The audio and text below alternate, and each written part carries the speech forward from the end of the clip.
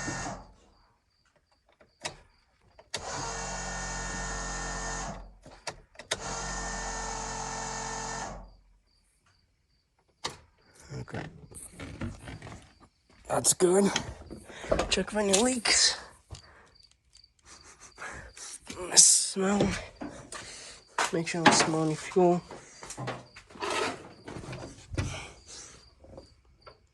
As long as it doesn't leak, I will sleep tonight. Because this stuff's just a terrible mess.